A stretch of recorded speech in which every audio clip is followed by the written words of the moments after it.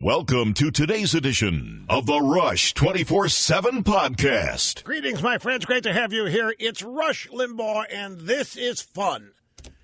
We are having a good time. I know there's some frustrating things out there brought to us by the drive-by media. But we have an opportunity here to nuke all that stuff each and every day. We do. The drive-by media has got a problem of its own. The New York Daily News laying people off, Univision laying people off, advertising revenues are down. Not here, but they are in the drive-by media. Great to have you, my friends. 800-282-2882. And the email address, lrushmore@eibnet.com. Communication. I have to go off on a tangent here for just a second. Folks, I have to share this with you. Communication is what I do. It is my business. And I consider myself to be extremely, I'm leaning to the printer. I got to print something out here because I just decided to do this. Communication in my business, and I'm the mayor of Realville. And so things to me are literal. And I wouldn't even be bothering you, but I've spent the last 20 minutes, 30 minutes in a miscommunication. Let me read something to you and ask you what you think. You're talking to somebody at a website, you want to order some stuff, okay? And you get this, and you've ordered things on this website countless times. So you've got an order history, and you have some outstanding orders. Some things you've ordered that haven't yet been delivered, okay? You got the setup now. You're on a website. You're actually on the phone with somebody. I did this via email, so we'll stick it in email. I order things from a website. There are outstanding orders that have not yet shipped, and I may be ordering more of this stuff, but I don't know yet. Or I might buy it direct from the store. I haven't figured out what I'm going to do yet. So in the midst of this, I get a note. I'm being told by my colleague that an order from your store is being shipped in one day. I said, wait a minute, I haven't ordered anything I haven't got a shipping notice. I've been back. What does that mean to you? When I say to you, or when you get a note, I'm being told by my colleague that an order from your custom store is being shipped in one day. What does that mean to you? It means something coming to you tomorrow, right? No, it's not what he meant. And this is for the last 30 minutes. I've been going back and forth trying to. Well, could you find the order for me? I haven't ordered anything that's shipping tomorrow, particularly this product. It's about a particular product here, and I haven't ordered any of these. And that's not what he meant was, I'm told by a colleague that if you order something today, it will ship tomorrow. And all along, I've been told that an order that I didn't make is shipping tomorrow. And I've been going for the reason I'm doing this, I could have been doing show prep the last 30 minutes. I've been dealing with this. Trying to figure out what the hell did I order? In these days of credit card fraud, you can't be too careful. I don't know. So I'm trying to figure out, I didn't order any of these. What do you mean they're coming tomorrow? No. If you order, we're shipping really fast. We'll ship it tomorrow. I said, well, then why shouldn't you say would be instead of is? I'm not getting it because I didn't order it. That's the whole point. I've been trying to track down an order I didn't make, and that's not what they were telling me. They were trying to tell me that if I ordered something, it would ship tomorrow. This place has a very, very slow shipping process. Things in stock take 2 weeks before they even ship them. And then they come from Lantau Island, Hong Kong, via Japan, via Anchorage, via South Korea. Then they finally Louisville or wherever, then they show up. But my point here, I am a communication specialist, highly trained, highly educated, highly developed. And it's a learning experience. It makes me think, okay, how do I say things to you and how are you interpreting? I examine this stuff all the time. I try to be as precise as I can. In fact, it really gets frustrating. I just got an email from a friend. Rush, do you know that the popular vote win from Hillary is all from California? Yeah, I've only been saying this for a week. What am I doing here? I have been telling you the popular vote for Hillary is going to come from New York and California, but Trump, I don't need to repeat all this. So I'm sitting here pulling out, no wonder I'm losing my hair here. I consider myself a communication specialist. And I'm wasting my time. I need to dumb myself down. No, you do not know how frustrating this last one. I'll bet you there have been 25 emails back and forth trying to iron out an order that I thought had been placed for me that I didn't place that's shipping tomorrow. I really appreciate you indulging me, helping me get this off my chest. It's therapeutic. If I were a young snowflake in college, I'd be hidden in a closet crying about it and worried that Trump was going to come turn me into a transgender. What do you think the transgender population of this country is? What percentage? 1/10 of 1%? If that, and these people are acting like Trump's coming for them. Trump's not even spoken about transgenders. I don't think Trump said a thing about transgenders in the campaign, but they are convinced that Trump's coming for them.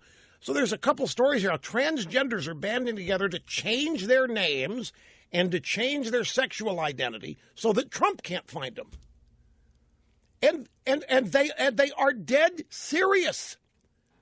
And I don't just anything other than what they're officially known so that Trump can't find them. It's Trump. Trump is going to come find Trump.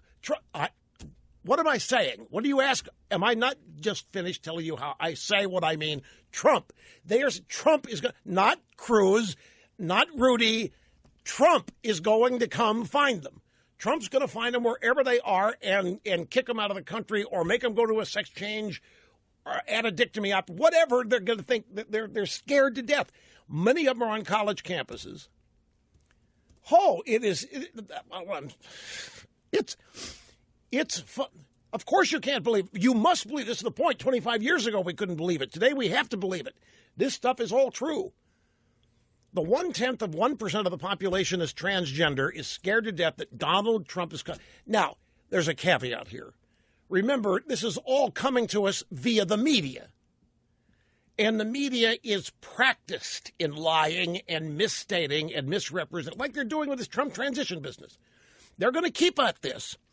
What the media knows is the more they lie, the longer they lie, the more consistently they lie, the greater the odds a greater number of people will believe it. And that's what they're doing in this transition business. They're not letting go, that the transition is in disarray, that Trump doesn't know what he's doing, that he hadn't named anybody yet. Of course, it's barely been over a week. Most presidents haven't named anybody yet. You know, George H.W. Bush had named 2, I think, by 1 week after his election in 1988. But there's nothing abnormal here whatsoever. The Trump transition team is well-oiled. It's smoking hot. The Trump transition team, they are preparing to drain the swamp. Trump is making sure that everybody on his team is actually on his team. He is making sure there are no lobbyists, and he is making everybody sign a form that they will not lobby for 5 years after leaving his administration. He's making explicitly sure that what he promised during the campaign is happening and going to happen. When they said they're going to drain the swamp, that's what they're going to do. And the media can't get their arms around all of this, and they're trying to portray Trump as they think he is. Neophyte, inexperienced, clueless, dangerous, bull in a china shop, doesn't know what he's doing. That's what they're trying to spread out there. And they believe that the more consistently they do it, the greater the odds that a greater number of people will start believing it, which is why we're going to keep focusing here on exposing the BS and the lies that they tell. Let me just give you some highlights of what's coming up on the program today. These young snowflakes on college campuses all across the country and the millennials who are convinced we have to go to Mars to save our civilization. And we got to do this in 30 years or else we're all cooked, literally cooked, because of climate change. The biggest shale oil discovery in the world has been found in Texas. I was looking at Dr. Spencer, Dr. Roya Spencer, official climatologist here at the EIB Network. I was looking at his website today, and he discusses the whole, he and I have a friendly back and forth on this climate change hoax. He doesn't believe it's a scientific hoax. He thinks it's a policy hoax, a political hoax. He thinks that there is warming because it happens all the time. My point is man-made climate change is a hoax. It is a political hoax designed to grow government, raise taxes, limit freedom. I've been through all that. Anyway, they are convinced, the climate change fearmongers are convinced that if we continue with fossil fuels, we're going to cook. So the discovery of oil sends them into a panic. The more oil, the more we will continue to use fossil fuels. Folks, there's nothing out there that can replace fossil fuels, and there won't be for decades. It isn't wind. It isn't solar. Just stop and think of the obvious. Think of a cargo airplane. Think of a cargo airplane that's manufacturing. What do millennials love? Well, no, they're not the iPhone. Well, I can use it. Yeah, okay. You millennials will love your iPhones. Do you know how they get here from China? They're put on giant cargo airplanes, 747s, DC-10s, MD-11s, and they're flown here from China. Or they're put on giant cargo ships. And you can't power. You're never going to get an airplane off the ground with wind, and you're never going to get an airplane off the ground with solar panels. There is nothing. You're never going to power a great cargo ship with wind or so. It just isn't going to happen. We're nowhere near it. And the more fossil fuels we discover, the better for everybody. It's better for the economy. It's better for prices. It's better for commerce, because oil is the fuel of the engine of democracy. Oh, and do they hate that? Oh, that just sends them into a rabid, uncontrolled rage when you tell. So, vast shale oil field in Texas could yield 20 billion barrels, which is great news. But on college campuses and in the far reaches of the left, this will be greeted as an absolutely devastating piece of news. Did you hear what the Reverend Jackson, in fact, I have a soundbite on this if you find it. Oh, pardon me, folks, while I find it. Grab audio soundbite. What is it? It is audio soundbite. I thought I had it right. 14. Thank you for the help. Audio soundbite 14. The Reverend Jackson, University of Michigan, Ann Arbor, yesterday. He's being given an award or honored for his 5 decades of civil rights activism. And during the events, he delivered a keynote address and said, among other things, President Obama should follow President Ford's example and offer a preemptive full pardon and inoculation against politically motivated prosecution in the spirit of healing the divisions in our country. To do otherwise will only exacerbate divisions and hardened feelings on both sides. It would be a monumental moral and political mistake to pursue the prosecution of Hillary Clinton. Wait a minute, she did something wrong? She committed crimes? You can only be pardoned if you commit crimes. Well, you could be pardoned for the commission of future. You could be pardoned for crimes discovered in the future. You come on. All right, Mr. Snerdley, the official program observer, says he did not understand half of what the Reverend Jackson said. Let me translate this for you. President Obama should follow President Ford's example and offer a politically motivated divisions in healing civil rights. Did that help? It didn't. Okay, here's what he said. President Obama should follow President Ford's example and offer a preemptive full pardon for Hillary Rodham Clinton, an inoculation against politically motivated prosecution in the spirit of healing the divisions in our country. To do otherwise will only exacerbate divisions and harden feelings on both sides. It would be a monumental moral and political mistake to pursue the prosecution of Hillary Clinton. So my question is, you mean she's committed crimes? Why would you pardon somebody? You only pardon people who have committed crimes that you know about or crimes you don't yet know about that when you discover you're going to forgive. You can't pardon somebody for future crimes. And you can't pardon Hillary and she go out and set up another private server, start collecting money from Bahrain or wherever for Hillary's daughter's presidential run in 2024. Can't do that. But my reaction, though, is a pardon for what? You know, everybody's discussing this. Is it not a tantamount admission that Hillary Clinton's violated the law? Is this now something we can all agree on? And by the way, this pardon of Nixon, the left melted down when that happened. I mean, don't sit there and think everybody just was kumbaya and accepted it and went on. They were livid. about it. Okay, so we got that. Just some other headlines here. Obama, get this. During a conference call on Monday with his grassroots supporters, President Obama admitted to being disappointed by last week's. He started criticizing Trump now, have you noticed? Folks, I need to take you back to one of my original theories about why Trump was treating Obama the way he was. Do you remember? My theory, theory is that he did this because it's a dangerous time in our country, because of the election results and because of the shock the losers feel. But the losers still have the power for 2 months. We have a very dangerous situation. Barack Obama, who has been totally repudiated, we hope that he doesn't look at it that way. For our sakes, we hope his narcissism is such that he still doesn't believe it was about him, as he said. Because if he starts thinking he's been personally repudiated, it's going to be even more dangerous. The theory was that Trump realizes we've got 2 months here, well, now 7 weeks, whatever it is, till the inauguration. And all the levers of power are still controlled by these guys. No reason to provoke them. No reason at all. So be nice and thank Obama and tell him you're going to be seeking his advice. He's a great guy. This is what Trump has been doing. It's my theory to explain why. But now I see Obama's starting to get, and he was doing the same. Obama was being accommodating and he was being magnanimous toward Trump. Now it's beginning to change a little bit, and it worries me. We'll have to see how this plays out.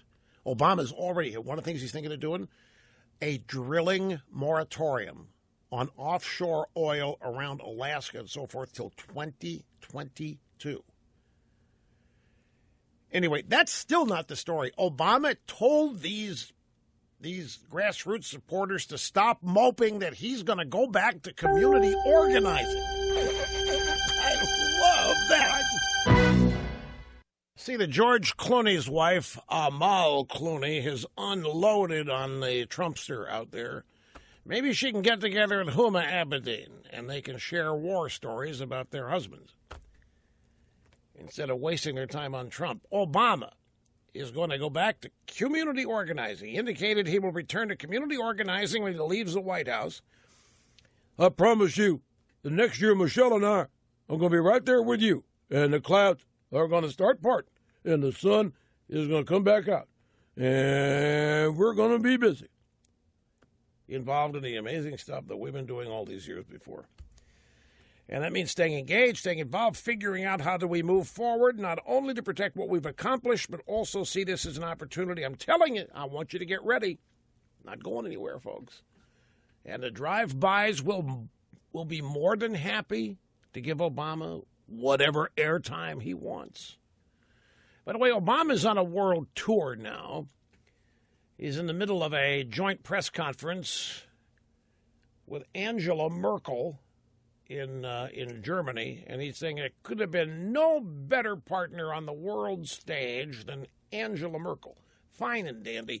What he's doing, according to news reports, Obama is traveling the Western Alliance explaining Donald Trump to these people. These are all the elites and the establishment types of Western Europe, and Obama's out there explaining the Trump election, explaining who Donald Trump is to these people. He's like a Martian. They don't have any idea who he is. It's just incredible how detached they are. Hey, let me ask you all a question, and I'm serious here. What is Obama doing going around the world explaining Trump's election anyway? I mean, George W. Bush didn't do that when Obama was elected. And I don't think George H.W. Bush did it when Clinton was elected. I don't know if Clinton did it when W was elected. But what's Obama doing? Is it possible? Is it slightly, remotely likely? Is it somewhat possible that Obama would be attempting to put together a group of foreign leaders to work against Trump? How dare you say that, Rush? How dare you say that an outgoing president would go around the world asking world leaders to sabotage his successor? Well, wait a minute. Ted Kennedy did. When Ronaldus Maxis was president, by the way, I need to tell all of you in this audience, clue you in on something. I may repeat things that you've heard me say over the course of many years. Understand something. The tune-in factor that we are getting right now is huge. There are new people listening to this program that have never listened to it before. The subscribers, rushlimbaugh.com, we are setting records. Same thing with the Limbaugh letter. The pre-orders for our latest great book for young people, Rush, Revere, and the Presidency. I mean, it's going really well. As such, folks, there are people who are tuning in, do not have a context. That's why I say it takes 6 weeks of steady listening to really understand. And that's just your foundation. It grows from there. But you need at least 6 weeks once you start listening to this program to be able to get with it and go with the flow and understand it. It takes at least 6 weeks for there to be an established context. But knowing that, I'm trying to speed the process up. So many of you have heard me talk about things involving Reagan before. Understand I'm doing it not because I've run out of things to say, but rather there's no tune-in factor. And it is very well possible that many people will never have heard some of these things that you've heard me say over the years. So I appreciate your indulgence. What I was going to say is that back when Reagan was president, the Democrats were fearful and panicked and so forth that Reagan was going to start a nuclear war. They believed all of their idiocy back then as much as they do today. And Ted Kennedy actually sent letters to a couple of different Soviet leaders asking them to be patient and to not overreact to anything the neophyte ignoramus Reagan did, because it wasn't going to be long and they would get rid of him. Reagan would be gone and the Democrats would be back in the White House and all would be cool. And I am not making this up. Ted Kennedy, we didn't find this out until the Soviet Union imploded and the Berlin Wall came down and a number of files locked away at KGB were released.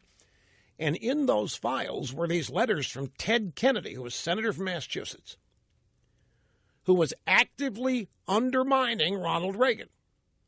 It didn't work. Reagan did bring about the demise of the communist Soviet Union and communist East Germany and the Berlin Wall. So the communists found a new home and a new movement. Climate change became their new movement, and America became their new home. And, it's a serious thing. It's a deadly serious thing. There's an analogy. Republicans win the House for the first time in 40 years in 1994 and make the mistake of assuming that the country had moved to the right and had become conservative, and therefore the Republicans in the House began to implement their agenda but didn't teach while they did it. They didn't explain it. They assumed everybody knew. And in large part, there was a factor in the election, but also Democrat scandals in the House had reached a point where people just wanted to broom them out and try something new. Same thing with this. When the Soviet Union fell, everybody made the mistake seeing the communism, that the death blow had been delivered. But that wasn't the case. And so we stopped fighting communism. We stopped teaching its evils. We stopped informing people of its encroachments and its expansion elsewhere. And now communism and Marxism have become very, very important ranking curriculum items on major college campuses. Marxism is openly taught, communism subtly taught. While a lot of us think we defeated communism, we did, but we didn't. We defeated the Soviet Union, but not communism. Communism still has a very large mansion in this country. It's found on college campuses. It's found in Hollywood. It's found in any number of places that have the power to manipulate minds and influence opinion. So these evils never go away anyway. It's a constant battle to keep them defeated or suppressed. And when the Soviet Union imploded, we stopped.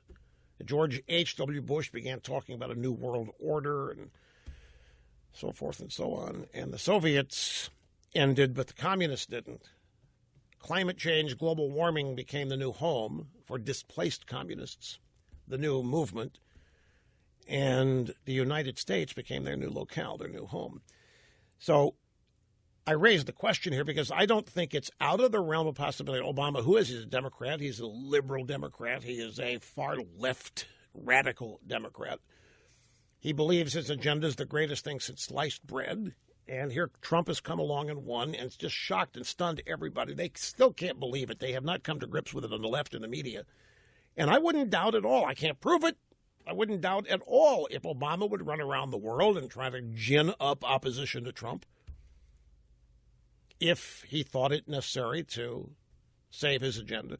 Mr. Limbaugh, how can you say that? You say that a resigning president leaving office would undermine his own country. No, that's not. I don't think that's what Obama thinks he's doing. Thinks he's saving America as he's been under transformation. But I don't doubt that it's possible. I'm not accusing him of it. By the way, another column today, Boston Globe, some guy named Cohen. I hope he fails is the headline. It's everywhere now. You see how I open doors? I am a classic example of the pioneers taking the arrows. In 2009, I say, I hope Obama fails. Everybody knows what I mean, but they act like they don't. And now liberal after liberal after liberal says with impunity, with joy, with happiness, with pride, I hope Trump fails. And nobody's jumping on their case. Nobody's accusing them of undermining the presidency. Nobody's accusing these people who want Trump to fail. Nobody's saying about them that they're harming America like it was said about me. No, these people are being treated as intellectual giants. What else do we have here before I take the next break? Chuck Todd, Chuck Todd, NBC, was on MSNBC yesterday, and he said that it sure looks like the Democrats are trying to quietly sideline the Clintons.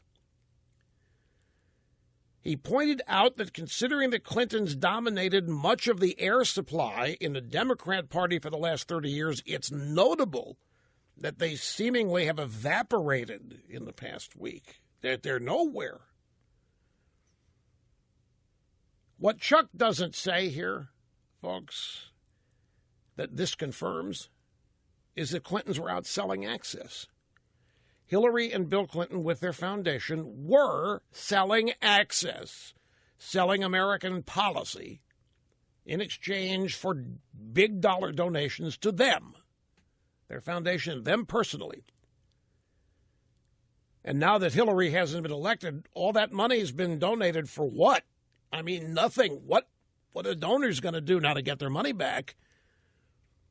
If they can. But what Chuck Todd means here, the Democrats are throwing the Clintons overboard. It sure looks like the Democrats are trying to quietly sideline the Clintons. It means the Clintons have zero value, right? If they have nothing to sell.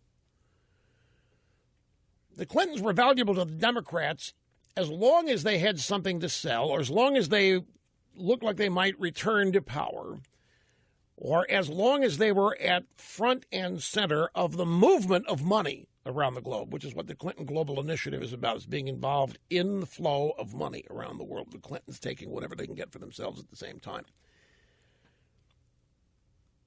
Hillary was a defective political product propped up by an extensive team of fixers, but they don't need her now. And they don't need Biden. The way to look at this, it's an amazing thing. The Obamas are gone. The Obamas are leaving, but he's not going to vanish. But the Clintons are gone. The Bidens are gone. Think of it, 1 week, little over a week now. Go back to the day of the election, the day before, the week before, and look what would have been the case had they won. Obama ascendant, Hillary and Bill Clinton ascendant, Biden ascendant, Democrat Party ascendant. Look at what's this one election, what it has exposed. The dire straits the Democrats have actually been in all these 8 years. And how somewhat phony their claim to massive popularity and total devotion. It was all not true. And now even Chuck Todd at NBC is lamenting the passing of the Clintons. They're no longer visible. You just can't see them. By the way, Hillary did show up for a speech last night. This is incredible. I am not supposed to mention these things.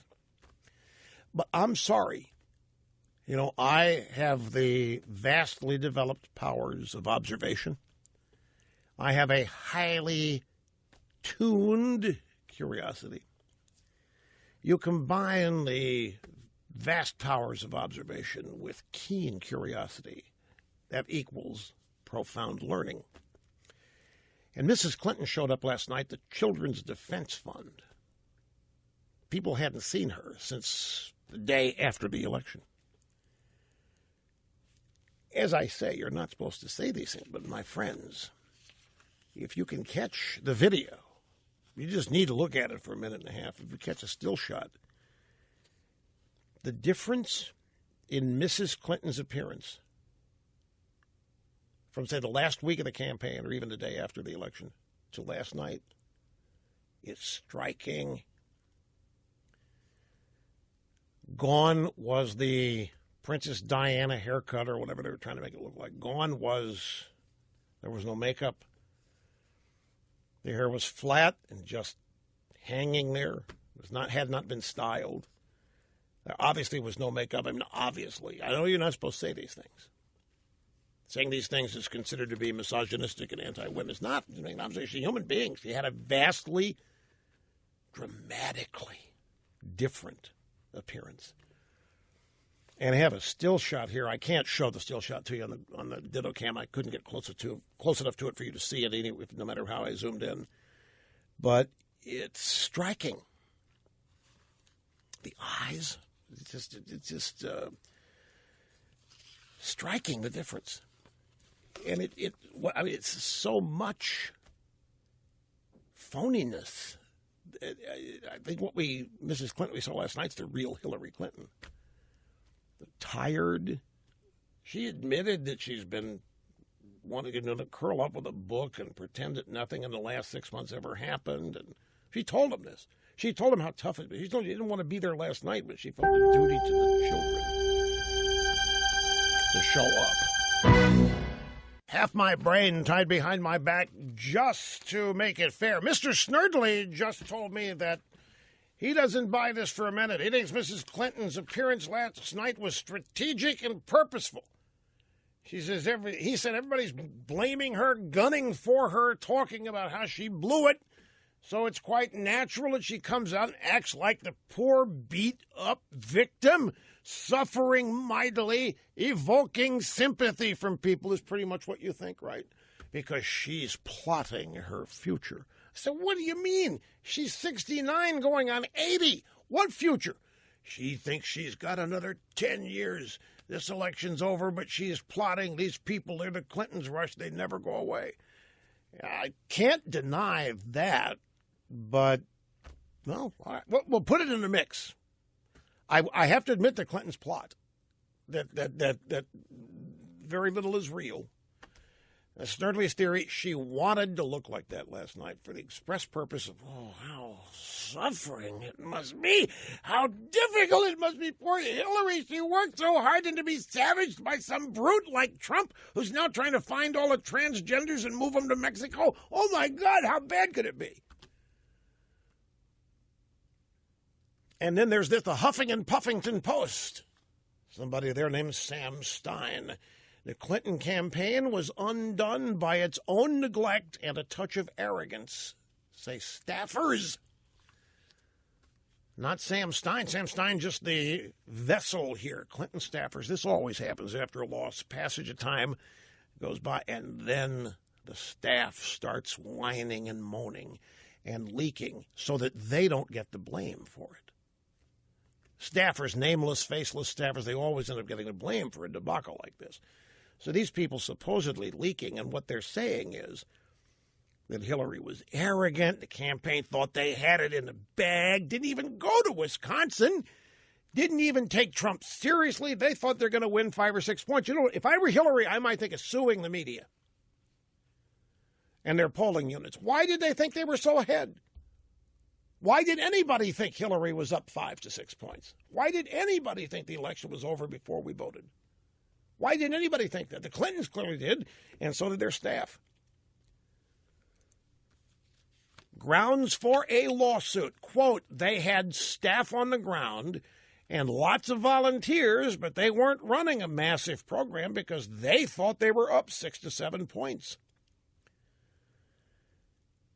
Democrats, like I've been saying, they ran a conventional, inside the Beltway, political blueprint campaign against an unconventional opponent that nobody knew how to program for. And then they bought hook, line, and sinker the leftist media, the leftist spin, and believed it all. Not that they needed that. I think they're arrogant enough to think they had it in the bag. Anyway, that Trump couldn't possibly be supported by anybody. In fact, we keep hearing about the massive ground game that Hillary had, the massive, coordinated, well-oiled machine the Clinton ground game was. And this story says in key battleground states, calls for help were not taken seriously. It sounds like Benghazi. Clinton campaign offices were asking for help from the campaign. They said, what difference does it make now? We're in it. We got it in the bag. Calls from Benghazi. We need some help. What difference does it make now? She left a lot of people hanging because she thought it was in the bag. Having more fun than a human being should be allowed to have. Fastest 3 hours in media, first hour already done, already in the ether, already in the can. And there's much, much more. You sit tight. We will be back and continue. Look at this, folks. I'm looking at CNN right now, and they've got Wolf Blitzer on. There's a graphic at the bottom of the screen. It says, source, : Trump team developing plan to track immigrants. No, they wouldn't dare. CNN. I don't have the volume up, so I didn't listen, but I don't need to.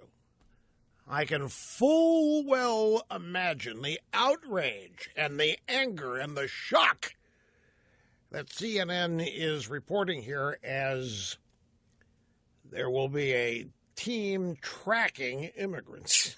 Trump team plan to track. And the Trump immigration advisor says there's not going to be a Muslim registry. So CNN, no doubt, confused, angry, outraged. The entire media is, because they have to be knowing they're failing right now in their efforts to delegitimize the Trump victory. Greetings and welcome back. It's great that you're here. The EIB network, Rush Limbaugh at 800-282-2882 if you want to be on the program. A lot of people on hold that I want to get to, and I'm going to start quickly here. I worry that people are on hold for so long, but I'm compelled. There's stuff here every day that the worst feeling is leaving here at the end of the program and going home and thinking I left so much good stuff on the desk that I didn't get to. Of course, you don't know because you don't know what's on the desk.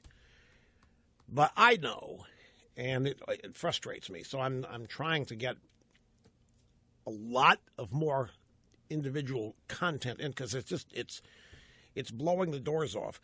For example, the NFL has a Monday night game in Mexico City.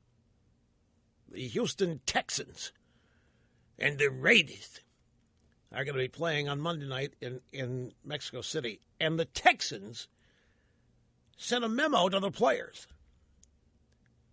Houston Texans players are being advised by the team not to leave the hotel and not to order room service during their trip to Mexico City. The AP obtained a memo distributed to the team on Wednesday that included a page of information concerning a trip. A section of the memo under the heading Safety had a bullet point with "Do not leave the hotel." That was followed by a line advising players to leave all expensive jewelry at home, not to bring any large sums of money, and not to use ATMs. I mean, the image being created here is that they are going into the middle of a crime-infested, sick, diseased area, and you had better come in contact with nobody but other team members. Do not do the ice. Do not order room service is another. Do not eat the food in the hotel. Only eat your meals in the team meal room. You know, when teams go to London, I don't think it's true in all cases, but many teams take every bit of food the team eats for whatever number of days they're, 4 or 5 days. They take their own chefs. And I'm sure they're going to do the same thing in Mexico City. They ship all the food. Mexico, apparently, one of the real commandments here is not to eat beef. And the reason for that is that Mexico, in order to spur the growth of steers, uses a hormone that, if found in players, disqualifies them. It's a performance-enhancing drug-type thing. It's called clenbuterol, or clenbuterol. And the memo even stresses this. Consuming large quantities of meat while visiting Mexico may result in a positive test for clenbuterol. The memo told the players to please take caution if you decide to consume meat. Understand that you do so at your own risk.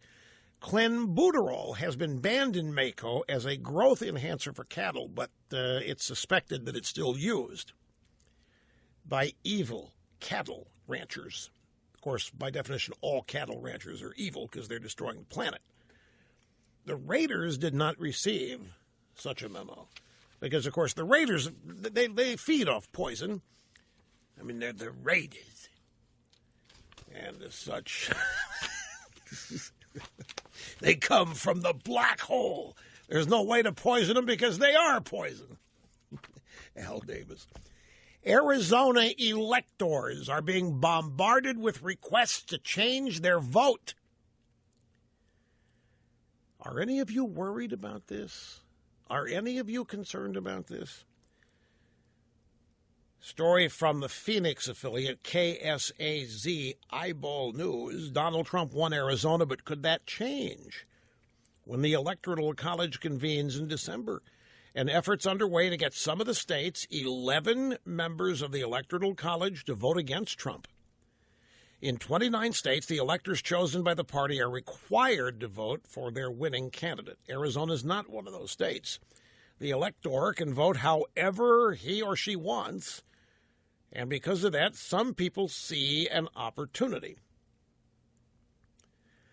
Can you imagine if this had happened after Obama? Can you imagine if this, just my favorite technique, one of them is reverse the roles here. Obama wins, and the Republicans immediately start sending massive amounts of emails to the electors saying, don't vote for Obama. You've got to vote for McCain. Imagine what the media would do with that. The media is celebrating this. And the electors are interviewed here. Idaho Trump electors report a barrage of harassing messages urging them to change votes. There's obviously an organized campaign started by community organizers. And I wouldn't doubt that, I really wouldn't doubt that Clinton campaign people are behind this. I wouldn't doubt it at all. Whether or not it's Clinton campaign's Democrats are behind this, flooding electors, flooding them with mail and email, threatening, demanding that they vote for Hillary. In addition, speaking of mail, look at this from the Washington Post. Kids are writing to Donald Trump asking him to be a kind president. Dear Mr. Trump, please do not say mean things. Signed, Little Johnny. It's pathetic. These organized campaigns are pathetic. What the Washington Post... Well, here, let me just read it. In the wake of a bitter presidential race, whose aftermath has brought only more vitriol. No, it hasn't. There is so much excitement and happiness out there. The vitriol is taking place among a very infinitesimal percentage of the population. This is classic. This is exactly what the media does. It's just like what happened in Indiana with the religious freedom law, or whenever you have, say, bakeries refusing to bake a cake for a gay wedding. If you listen to the media, you would think the whole country is outraged at the bakery and want them strung up. So the election of Trump has increased the vitriol. No, it's increased the childishness, the immaturity, and the embarrassing display of really underdeveloped human beings that identify as Democrats. In the wake of a bitter presidential race, many parents have found it difficult to draw out any positive aspects of the election to teach their children. That's just a crock. The vast majority of parents are happily explaining to their kids what happened if their kids don't already know. But not according to the Washington Post. The day after Election Day, Molly Spence Sahib Jami. Molly Spence Sahib Jami.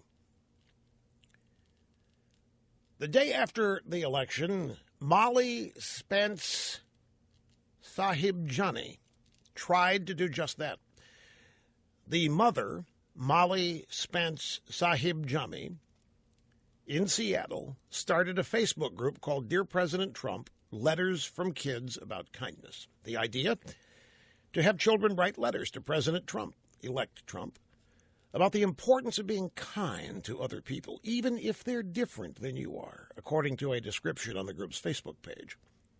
Molly Spence Sahib Jami, who lives in a state where voters overwhelmingly supported Hillary, said she knew many who disapproved of Trump's vulgar language.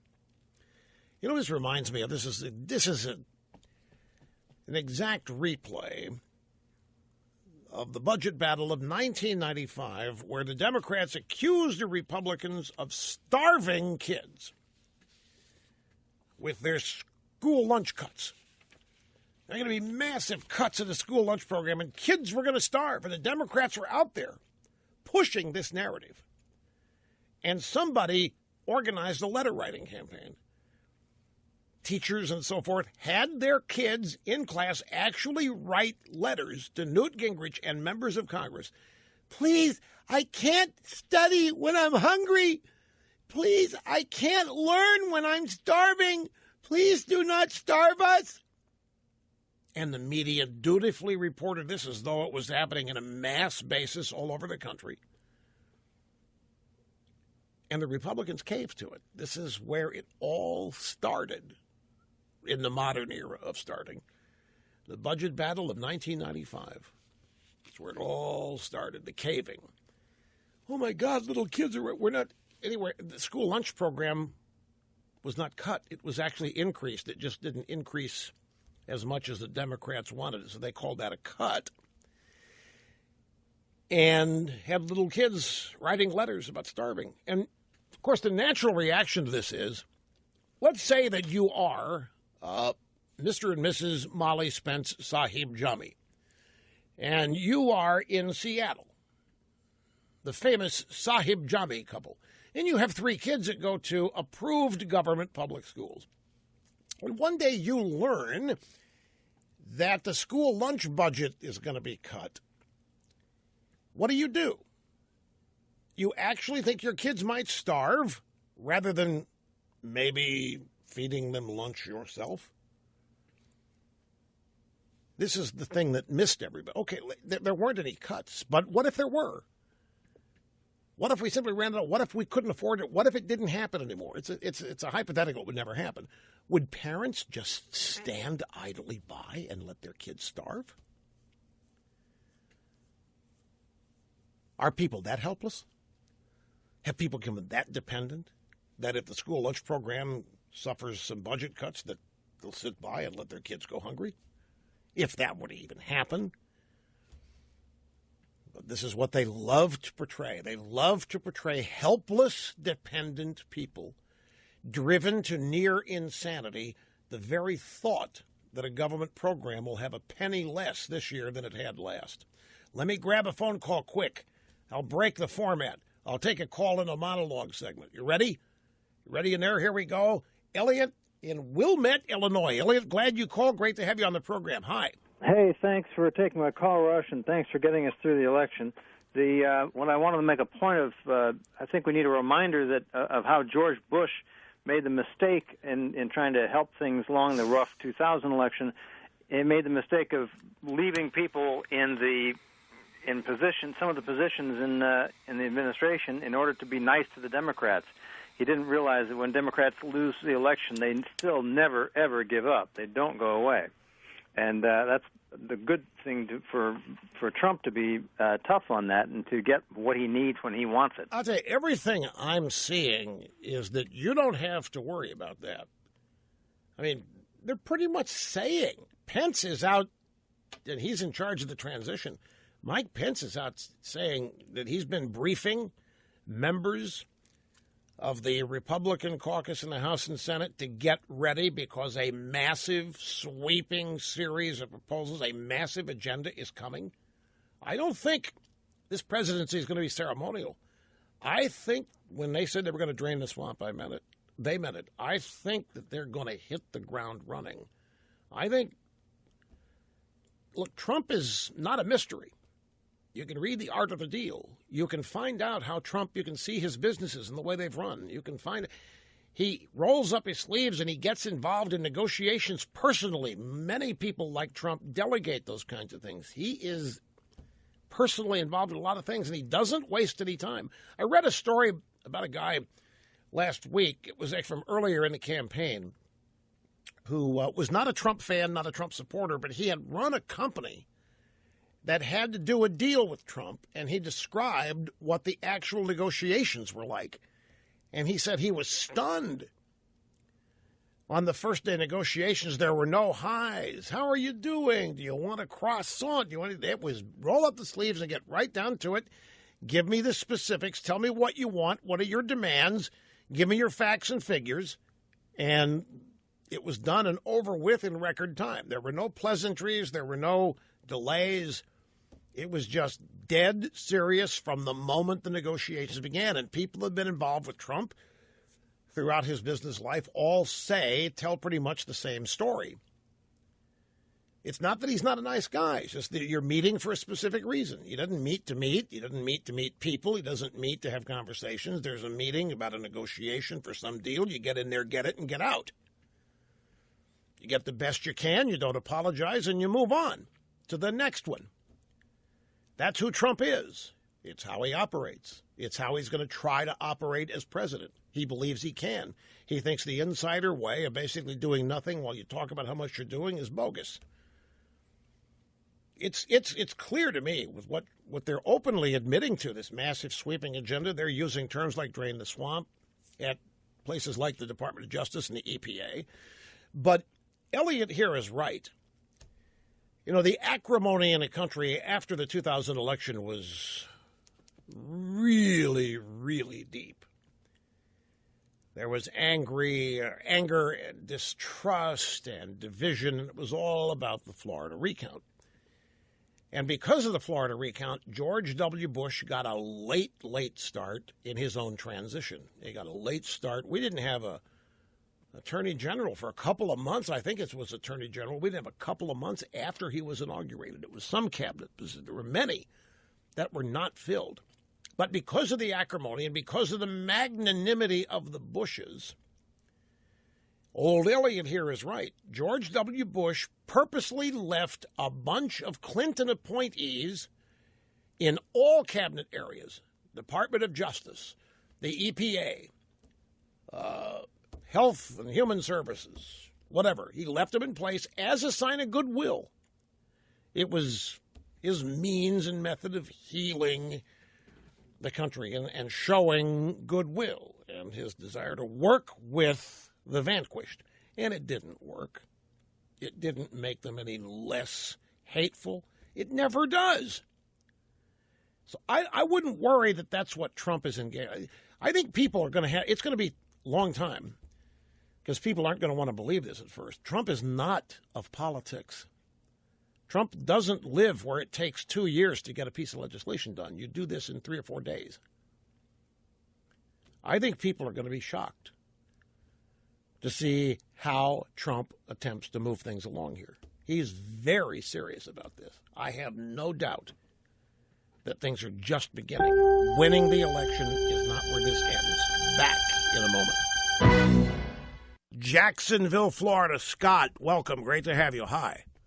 Mannheim Steamroller. Pat or Pan, Megadittos from Jacksonville, Florida. Thank you very much, sir. Appreciate that.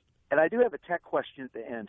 You know, I am on my slow as molasses iPad 2 last night, minding my own business, and I see Hillary Clinton at this event, and she says, I felt like staying in bed, staying with my dogs. And Rush, the way she looked, it looks like she just rolled out of bed. I mean, no makeup, didn't run a brush through her hair, and I respectfully disagree with Mr. Snerdley. I don't think she did this on purpose. I think that's just the way she was, and she didn't care.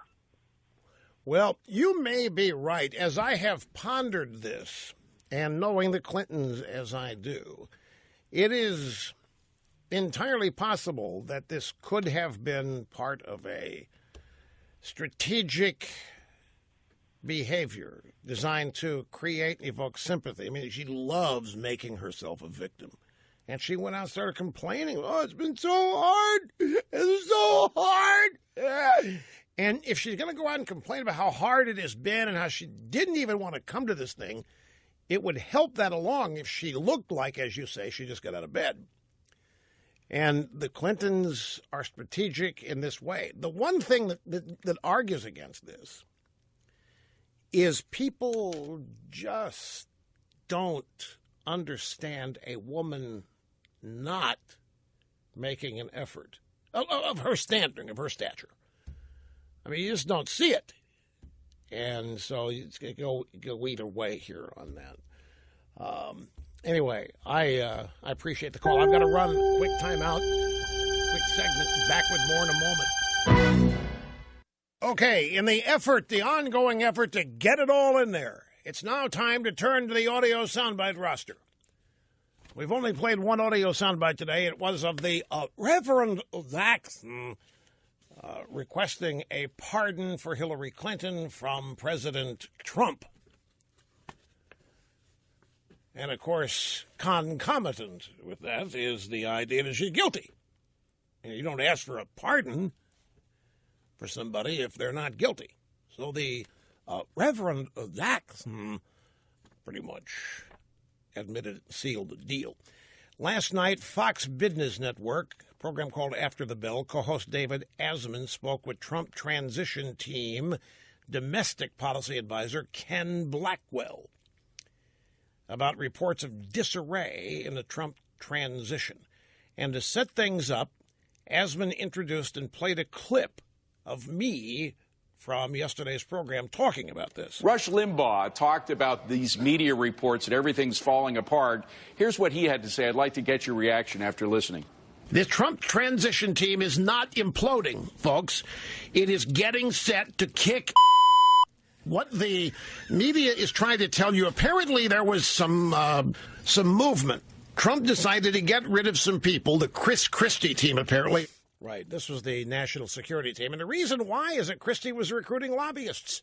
Christie was recruiting people from the establishment. Those are the people he knows. And Trump said, no. And he got rid of them. And the media said, whoa, there's discord. Christie got canned. Then people said, no, it's not because of the lobbyists, because of Bridgegate. If it was Bridgegate, it wouldn't have been put in there in the first place. It's not a factor. By the way, I've never been bleeped before like that. All I said would kick ass. Right? Fox News making me sound like a profane Neanderthal. I'm just kidding.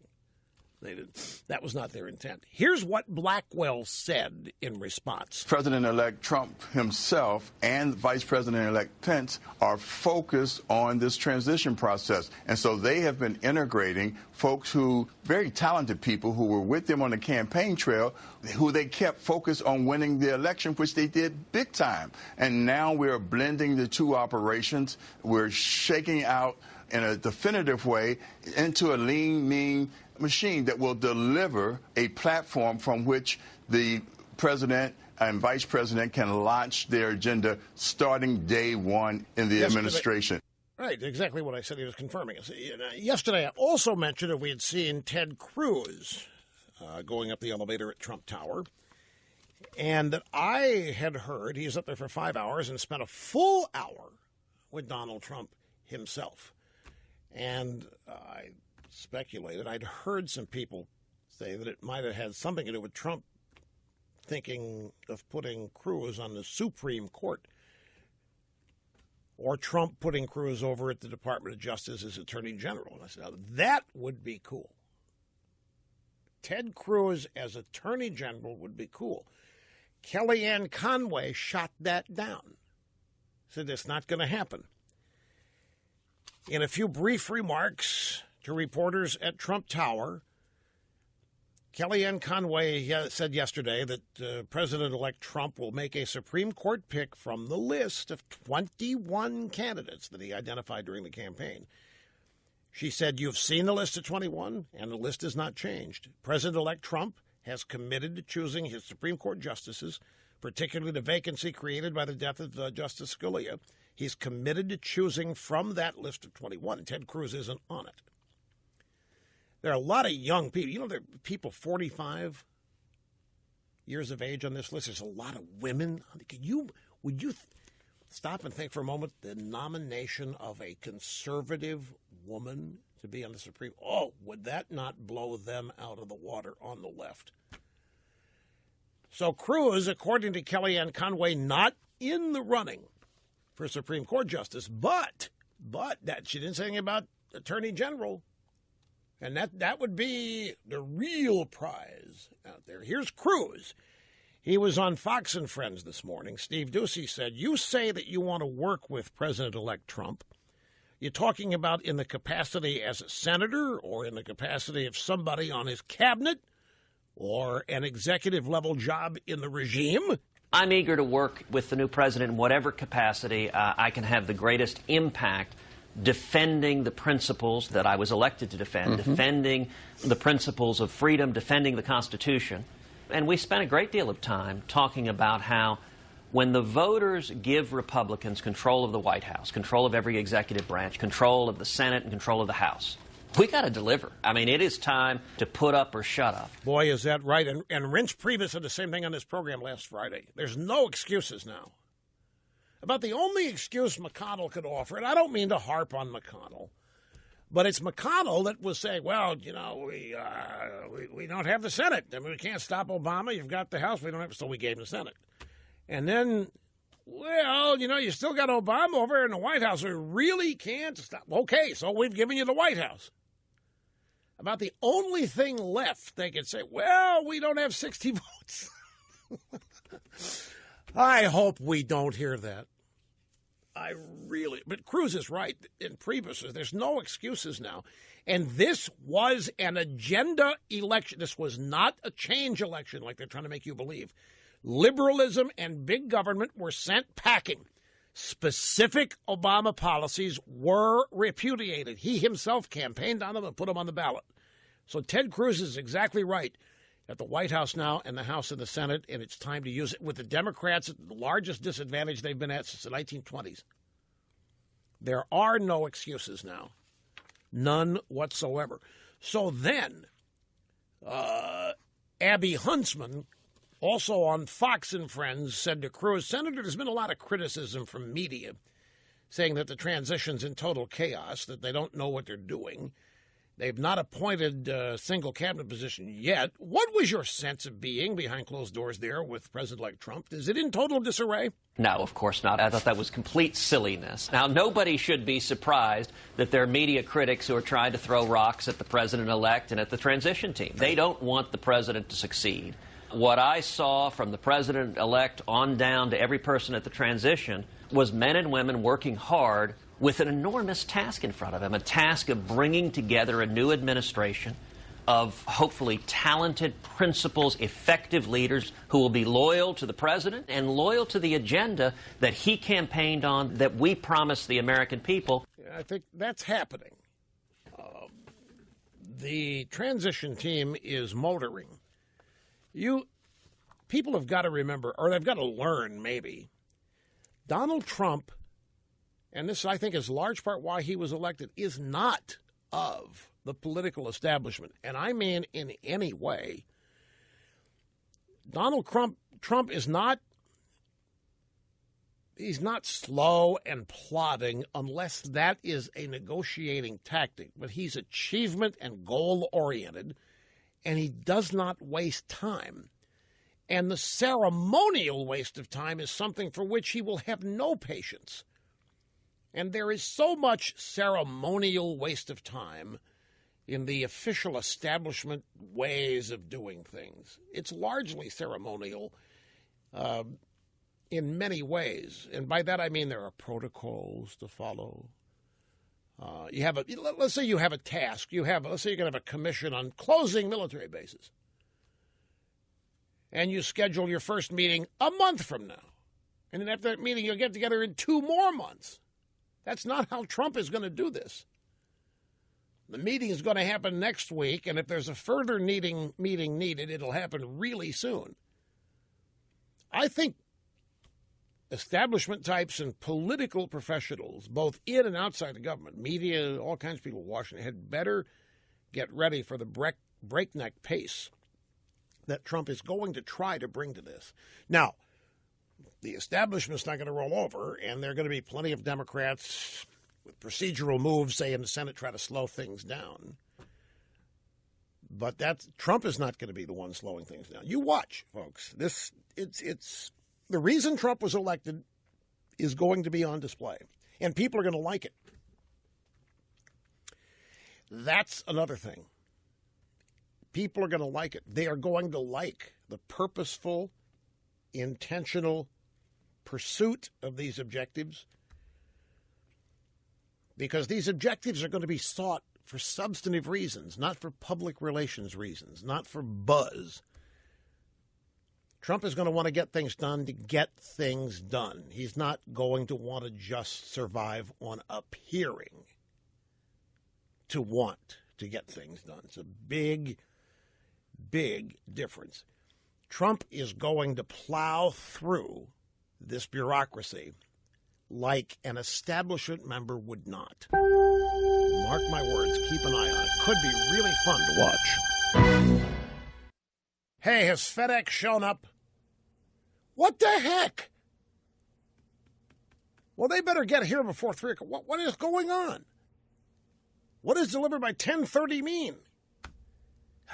Anyway, greetings and welcome back, ladies and gentlemen. So there I am reading my tech blogs today. I took a little break, scoured the tech blogs, not to delve deeply, just to see what was popping. And I saw a headline, Apple could make iPhones in U.S. in future. And I said, whoa! Now, wait just a minute. Remember during the campaign, Trump said he was going to make Apple make iPhones in America. And everybody said, can't happen, including me. I said, this cannot happen. And the reason it can't happen, well, there are many reasons why I thought it couldn't happen. I mean, I could go through some of them right now. I mean, you could do it, but you couldn't keep the price what they are now. They would be significantly more expensive. Simply because the volume. We don't have in the United States factory infrastructure to manufacture iPhone. Not in quantity. If they were all made here, they could make a few here if they wanted to split it up. But the factories in China where iPhones are made, there's 2 companies that make iPhones.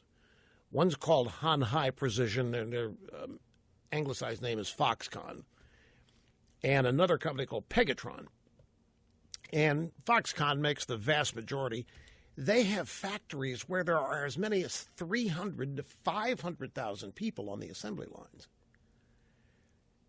The iPhone is one of the greatest technological marvels in consumer electronics ever. The amount of research and development and precision and technology in an iPhone, I guarantee you 99% of people who use them have no idea. Not that they should. They just use them. That's what they're for. They just work. But the technology in these things is mind-boggling how far we've advanced. The precision of manufacturing, the miniaturization in sizes, it's mind-boggling if you get into it and find out about it. I mean, and Apple's procedures in manufacturing just the cases for the phones, just the glass. Well, they subcontract that out to Corning, but trust me, it's an amazing undertaking. They are not machine-made. Parts of them are, but the final assembly has to be done by hand. And to manufacture these things in the quantities that Apple needs them, they have numerous factories of anywhere from 100,000 to 300,000 people. And the people who work at the factories live there. The factories are all-inclusive. They are residential, they have hospitals, parks, and they run 24/7. We don't have anything like that in America. That it's all been, I want to say, farmed out, but it's the stuff that American manufacturing doesn't do. So anyway, Trump on the campaign trail starts talking about jobs that have been shipped overseas, and he says he's going to boycott Apple, and he has been. He's been using Samsung phones to tweet. He's going to boycott Apple until they're made in America. And everybody thinks it's not possible, including me. And certainly not to shift the entire manufacturing load. So I get up today and I read this, and I see that the two manufacturers, Foxconn actually, has been told by Apple to look into establishing manufacturing centers in the United States for iPhones. Now, whether it happens or not, stop and think of what has happened here. Over the course of these many years since NAFTA, as manufacturing jobs have fled, we've been told it's the way of the world. We like buying cheap, quality products, and we can't manufacture those products with American labor and sell them at the same prices. And manufacturers also always want to sell at the lowest price they can while maintaining a significant profit margin.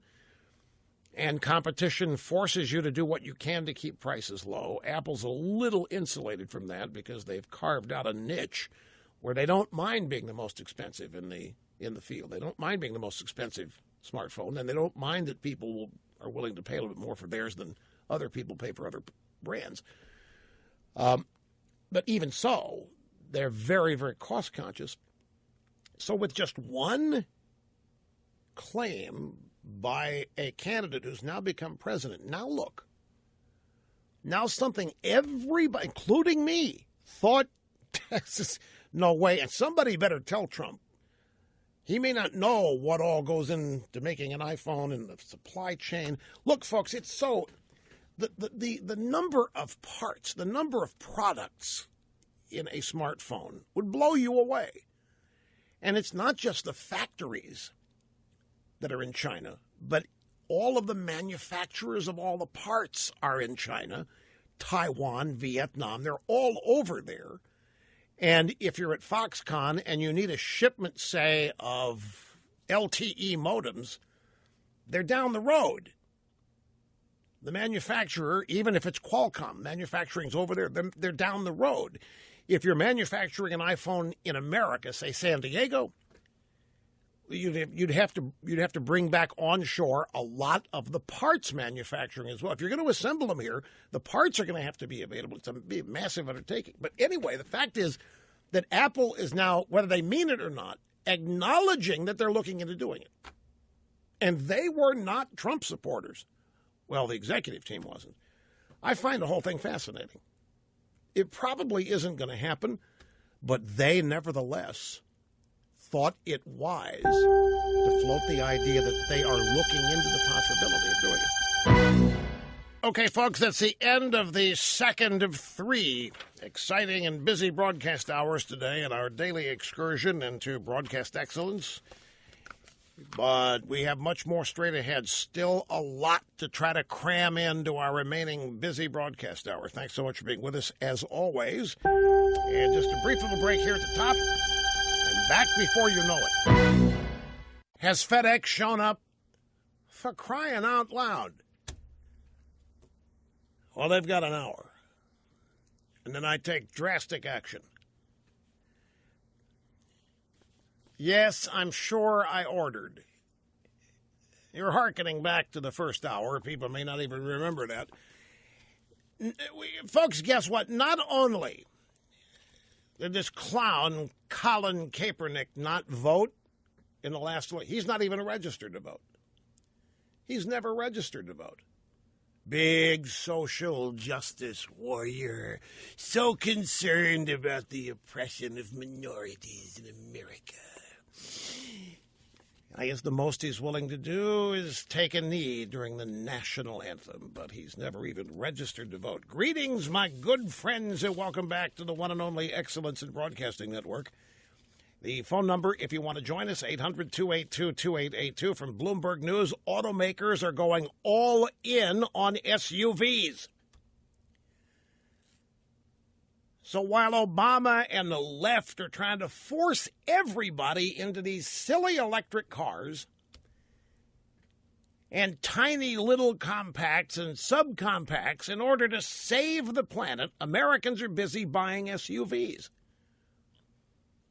You know, it's actually kind of amazing when you stop and think of all of the PR there has been against big cars, against big oil, against SUVs, that people are not listening. They're buying what they want. And it's also, look at the things Obama has been pushing that everybody's rejecting. His approval number is still a matter of great mystery to me. It's not a mystery I don't think that I can solve. I mean, I can solve it. I can explain it easily. But it's still, they said his latest approval number is 57%. And yet everybody's opposed to everything he's doing. Vast majority of people opposed to everything he's doing. Automakers going all in on SUVs, and this is going to cause quite a degree of upset among our young millennials and college students who are going to think that the earth will now become uninhabitable 10 years earlier. Don't doubt me. You may think these are wild claims for the sake of humor. They're not. They used to be, but they are not. Trump out-campaigned Hillary Clinton by 50% in key battleground states in the final stretch. This is an NBC News story. You know, folks, about this, we had a story earlier about how the members of Hillary's campaign team are now leaking that they were way overconfident. That what's happening is that people on the staff don't want to take the blame for this. So they're starting to leak what was going on at the upper echelon of the campaign with Podesta and with Hillary and so forth. And it's clear from what these leakers are saying that there was so much arrogance and overconfidence. They thought Trump had no prayer. They thought the election was over. Even as far as late as 9 o'clock on election night, Hillary thought she was going to win in a landslide.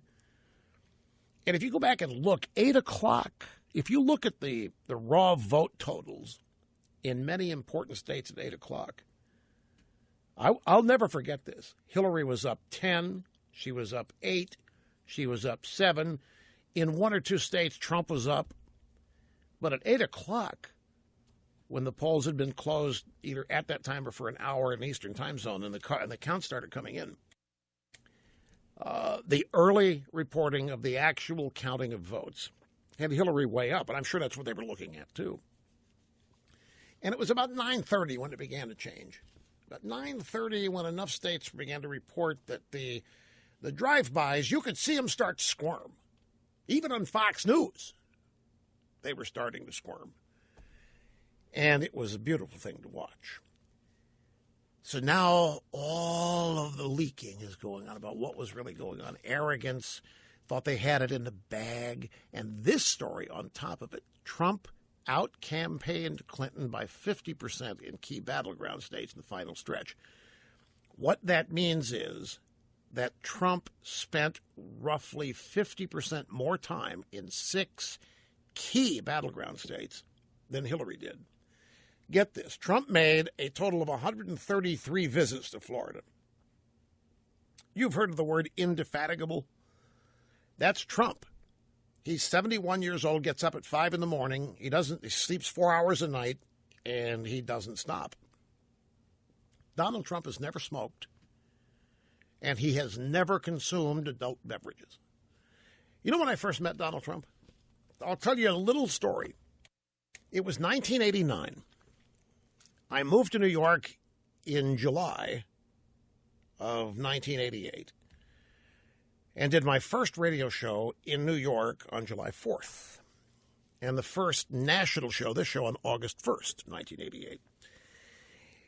And I was living in a hotel for the first 6 months there, which was part of the deal, so I could focus on getting the show up and running and not have to worry about finding a place to live, relocating, all that. And as the 6 months came to an end, I'd met some people. And one of the people I had met was Senator D'Amato, Al D'Amato, and good friend Dick Turrick and Lazard Ferrer. And I was telling him my plight, that I needed to find some place to live, preferably in Manhattan, gave the particulars. So D'Amato got involved, somebody called D'Amato. And in fact, it was at dinner at 21, in fact, where D'Amato said, oh, gosh, that's going to be easy. I'll get this taken care of. And the next day, Donald Trump called and said, I understand from Senator D'Amato that you're looking, why don't you come by Trump Tower? There's some vacancies, and I want to show them to you. And he personally showed me 3 apartments, homes, in Trump Tower. And he was in full sales mode. He was telling me the price. He was telling me what was going to happen in New York real estate. He was, you can't afford not to. You can't afford not to buy a place here. And I said, and they were beautiful places. They were all furnished. They were, one was owned by Andrew Lloyd Webber. It was not for sale, but Trump had permission to show it to me. And I asked him, I said, Donald, Mr. Trump, non-smoking building, right? Yes. These windows don't open. There's no way I can smoke cigars in here. I've never smoked. I said, oh, really? Okay. And one of the places, the bedroom was only big enough for a queen-size bed. I said, that doesn't look big enough. He said, what are you going to do in here besides sleep? And I kind of cocked my head, looked at him. But he was in full sales mode, as nice as he could be. And, well, I think it was Senator D'Amato said this. Look, my memory, it could be that he gave me a number to call. And the number was Trump, somebody. But whatever, a meeting with me and Trump was set up. Somebody called me and told me to meet Donald Trump at Trump Tower X amount of time. And I went over there and did so. And that's where I first met him. And he showed me 3 or 4 different places. And he said, look, if the cigars are a deal breaker, I'll let you use the park on the roof that I use. And he had his security guys with me, and he was going through the security of the building and how that's very important and anything you need. And he's asking, he said, there's no better building in New York. You couldn't find a better place to live. And he turned to his security guy, right, Fred, or whatever his name was. And the security, right, Mr. Trump, no place better, no place safer. See what I'm talking about? You're not going to find any place better. You can go to that building across the street. It's nothing. Let me tell you, it's nothing. You can't get anywhere near what you can get for the price. You can't afford not to. It was full court press. But the deal breaker was no way to smoke cigars in there. So I moved to the upper. It was not the Upper West Side. It was on the border. I mean, Zabar's was a trek. It was not. It was West 60th Street. No, it was right across the street from Fordham. Right across the street from Fordham Law School. Exactly right. And Lincoln Center was exactly right there. Great doorman, guy named Otis. Walk out the front door, raining, waiting to get in the limo to go to work, and Otis would say, liquid sunshine today, Mr. Limbaugh, liquid sunshine. So anyway, I saw Trump periodically after that, but he's never smoked. He's never drank. He works hard, gets up at 5 a.m., sleeps 4 hours a night, and this is what people who work for him are going to have to do. Do you know what I saw? I saw that the Oval Office is going to be renovated for a full year. He's not going to be able to use the Oval Office. I think Rove mentioned this on Fox News, that Obama has resisted renovating the Oval Office as much for security upgrades. They got to rip the walls out. They got to put in new bulletproof glass. They've got to upgrade the electronics, the technology. And it's going to be a full year. He's going to have to go to the OEO, the old executive office building across the street, which is now called the Eisenhower Executive Office Building, which people don't know this. The Nixon tapes, the 18-minute gap, are from the Executive Office Building, in addition to the Oval Office. But many of the tapes that got Nixon in trouble were recorded in the office he had, every president does, over the old Executive Office Building. The West Wing's a tiny place, really, when you consider all the people that are in there. It's really cramped. For everybody's got an office in there, it's cramped. And Obama's renovated it with new carpet and wallpaper and stuff, but it needs to be completely renovated. So for the first year of Trump's 4-year term, the Oval Office may be unavailable, which I don't think he's going to mind, because I don't think he's going to want to spend a lot of time in Washington anyway. I think he's going to shake things up by being in Trump Tower. His office is there.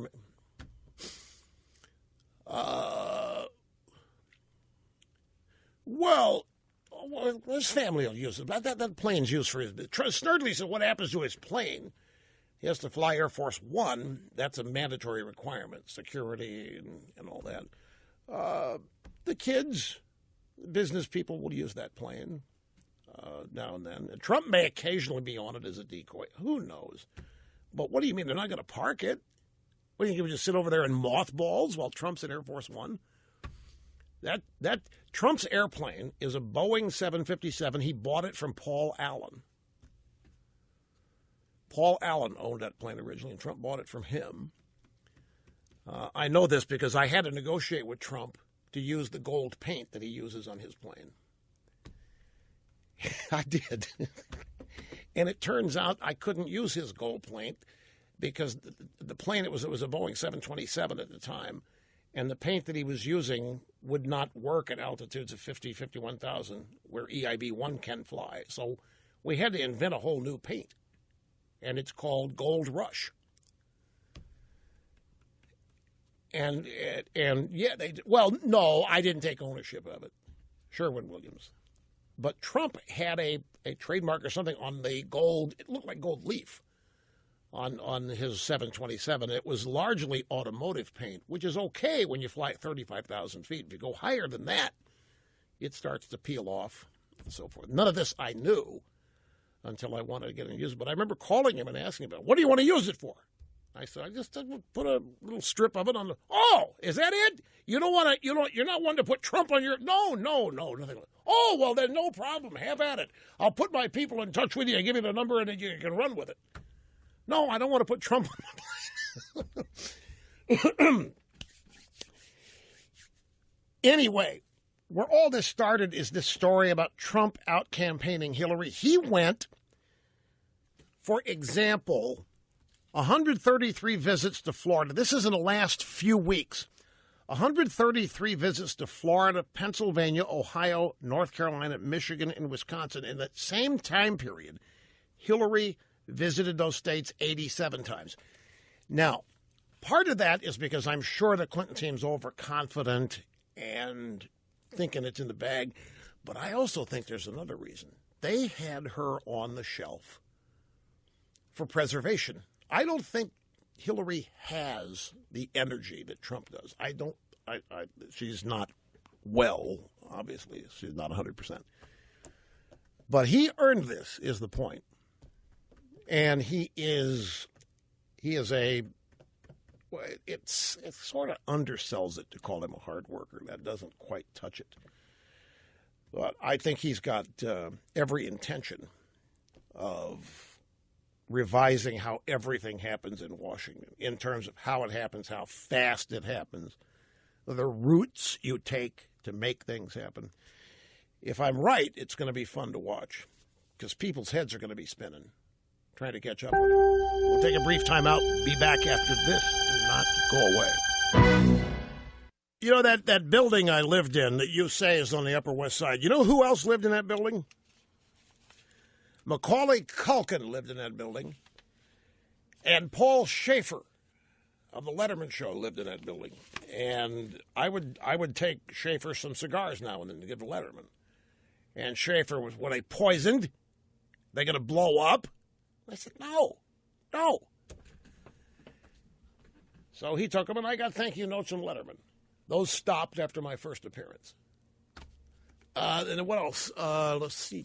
Oh, I got an email during the break about the airplane.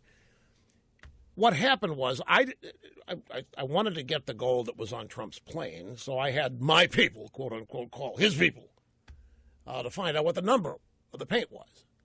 And what I got back was, Trump wants to talk to you about this. Here's the number. So I called the number. What do you want to use it for?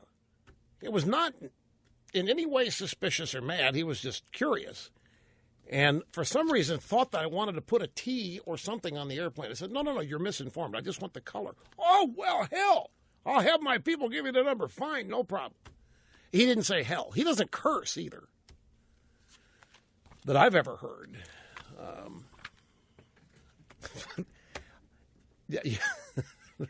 That I've... no, let's see. What else is... Oh, here's this. Look, where did I thought I had this... Yes, here it is. First story, CNN Money, media winter continues as layoffs hit Univision. This news, Univision's laid a lot of people. It's Jorge Ramos. Not him, but I mean his company. The news arrives at a time of mounting economic anxiety in the news business. The Wall Street Journal began a significant round of layoffs this month, has cut entire sections of the newspaper. As part of cost-cutting efforts, employees at the New York Daily News were informed last week of a voluntary departure program, as the Daily News reportedly eyes $6 million in budget cuts. And then there's this. Bloomberg TV is canceling With All Due Respect. That's the TV show hosted by John Heilemann and Mark Halperin. These are guys that follow the campaigns around and write a book about it afterwards, not having released any of the information during the campaign. Oh, I think some people are complaining about that to Megyn Kelly. She's got I think it's Megyn Kelly. She's got a new book out, and I think she's being criticized for withholding a bunch of stuff from her book, for her book, rather than, the hypocrisy of these people. But look at all of these leftist news organizations that are firing people, downsizing after the elections, like they kept the staffs up to do everything they could to stop Trump, and that didn't work. And so now they're downsizing. Bloomberg to end With All Due Respect as company reorganizes Bloomberg Politics. All Due Respect political program coming to an end. Its ambitious Bloomberg Politics team will be rejiggered and woven back into the company's overall Washington coverage, a source. We used audio sound bites from this show now and then, so we'll have to find a replacement. But it's not going to be MSNBC. You remember back in the days where the media would report in a traffic accident that the SUV was at fault. SUV drives off cliff. SUV powers through guardrail, drops 2 levels in parking garage. SUV wipes out woman on sidewalk in Boston. And we made the media was so attuned to destroying and promoting climate change, the SUV became a humanized object. Not the drivers. The SUV as though it was acting on its own. It's happening again. Fox News. Massachusetts authorities searching for SUV in relation to jogger's murder. Really? The SUV committed murder? Massachusetts authorities searching for SUV. Not driver. The car. Here's Dale in Fargo, North Dakota. I'm really glad you waited. Great to have you with us, sir. Hi. Thank you, Rush. God bless you, and thanks for taking my call. First of all, I want to thank you for your Rush Revere books. I lost my son about 2.5 years ago, and I like to get together with the 2 grandsons to sit down in the evening and read some of your books with them and talk about the adventures that you covered in your books. So thank you for that. Just want to get to my point. You mentioned a while back, and I totally agree with you, that there was no way Barack Obama was going to leave Washington once he left the election. Even if Hillary got elected, he was going to stay there and keep his finger on the pulse and make sure his agenda didn't change. My feeling now is that he's still going to do that and double down on it. But I think more and more you're going to see Michelle's face in front of a camera, and I think they're going to groom her and get her ready for 2020 so she can be the first woman president. Your thoughts on that? Well, it's an interesting thought. And by the way, my deepest sympathies to you, if I heard you right. That's terrible. I'm also deeply grateful for your comments on the Rush Revere books with your grandchildren. Really, really, really appreciate that. As it relates to Michelle, my belle Obama, you might be right, because there's already scuttlebutt that they are going to groom her for elective office of some kind. Now, she can't, well, that's all blown out. I was going to say you can't run for president out of the box, but Trump's done it. I think what I read was that they are planning on maybe having her run for Congress or the Senate, some such thing. And maybe I can see her running for president. I think once these people get a taste of this kind of power, and the time comes to let it go, it's a very, very difficult thing to do. So I wouldn't be surprised at all to learn that they're trying to groom Michelle, my belle. I just don't know if that's... I don't know her at all. I don't know what her ambitions are. I don't really know what her role has been. She could be intimately involved in all this Obama policy.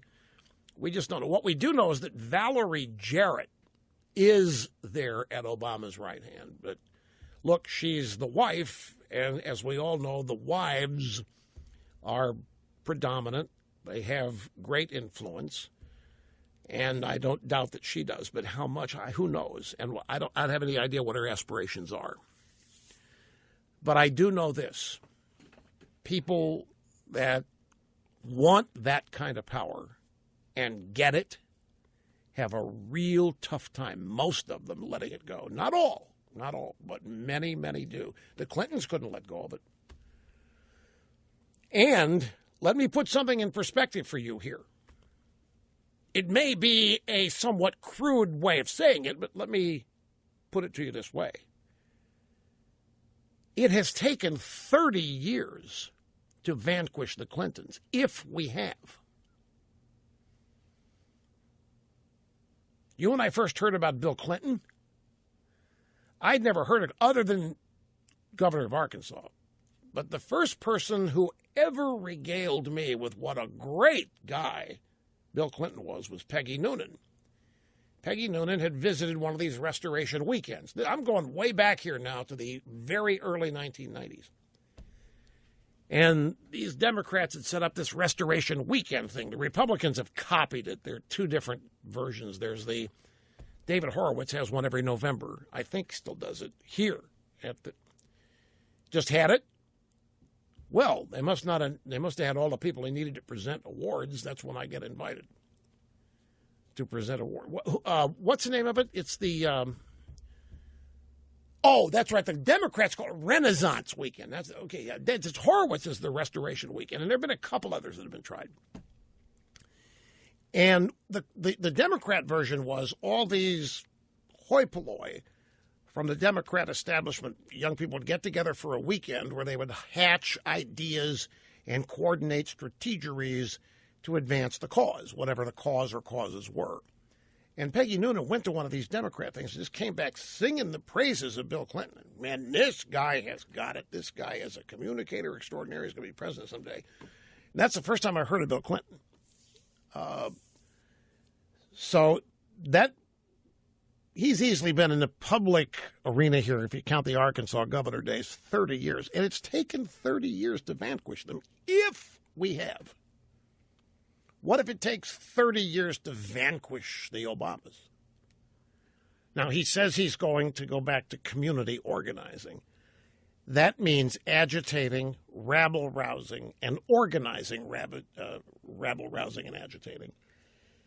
But what Michelle's role in it is, I don't think anybody knows.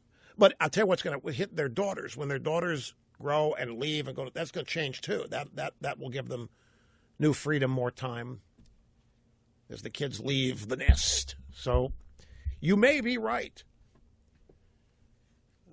Dale, and presidency might be what she's groomed for. If so, it's because they don't want to give up that power. Okay, would you describe this as trying to heal the party? Donald Trump is meeting today with Romney.